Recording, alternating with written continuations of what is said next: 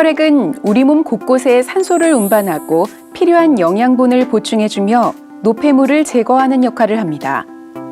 때문에 혈액이 잘 순환해야 우리 몸을 이루는 세포가 건강할 수 있는데요. 하지만 어떤 문제로 혈액이 원활하게 잘 흐르지 못하면 삶의 질을 떨어뜨리는 심각한 질병이 유발될 수 있습니다. 특히 심장에 영양을 공급하는 혈관이 손상되거나 뇌혈관이 손상되면 갑작스런 죽음을 맞이할 수도 있는데요. 이처럼 우리 생명을 유지해주는 고마운 생명선인 혈관. 혈관은 좀처럼 이상 신호를 보내지 않는다고 하니 미리 관심을 갖는 것이 필요하겠습니다. 혈관은 크게 동맥, 정맥, 모세혈관으로 나눌 수 있습니다. 그중 동맥은 심장으로부터 나오는 혈액이 흐르는 혈관으로 심장에서 폐를 통과해 산소가 풍부해진 혈액을 온몸으로 보내주는 역할을 합니다. 동맥은 심장에서 힘차게 뿜어져 나오는 압력을 견디기 위해 혈관벽이 정맥벽보다 두껍습니다. 이 혈관벽을 자세히 살펴보면 내막, 중막, 외막, 세 겹의 막으로 구성되어 있는데요. 내막은 매끄러운 표면으로 돼 있어 혈액이 유연하게 흐를 수 있게 하고 중막은 가장 두꺼운 근육층으로 탄력이 아주 좋습니다. 혈관벽이 두꺼운 동맥은 특히 이 중막층이 잘 발달돼 있어 심장 펌프 작용에 의한 높은 압력을 견딜 수 있습니다. 외막은 결합 조직으로 된 가장 튼튼한 층으로서 혈관을 지지하고 보호하는 기능을 합니다. 동맥은 심장에서 시작해 온몸으로 계속 뻗어나가면서 중동맥, 소동맥, 세동맥, 모세혈관으로 이어집니다.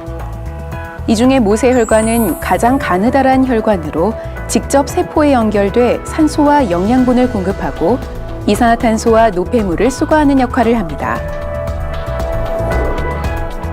온몸에 그물처럼 퍼져 있는 모세혈관은 혈관과 세포 사이에서 물질 교환이 잘 될 수 있도록 한 겹의 내피세포로만 구성되어 있는데요.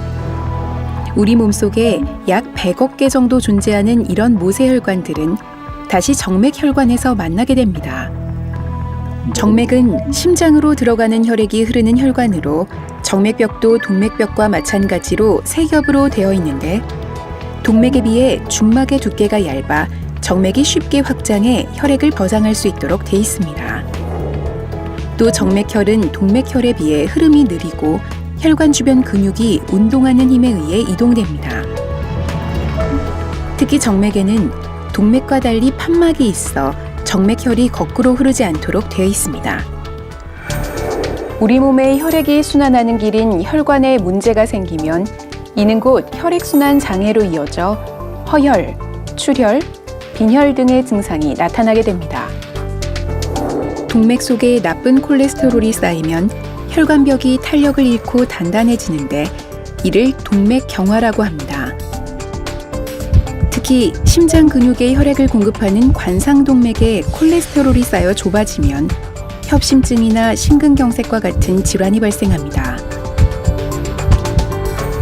이외에도 동맥경화가 생기면 심장이 수축할 때 동맥벽이 잘 늘어나지 않아 압력이 고스란히 혈관에 전해지게 되는데 이를 흔히 고혈압이라고 합니다. 이렇게 혈압이 과도하게 높아지면 결국 모세혈관에도 큰 압력이 전달되는데요. 한 층의 막으로만 이루어져 있어 매우 얇은 모세혈관은 이 높은 압력을 이기지 못하고 쉽게 파열되곤 하는데 이때 머릿속 모세혈관이 파열되면 뇌출혈이 발생하게 됩니다. 혈관은 50% 이상 막혀야 신호를 보냅니다.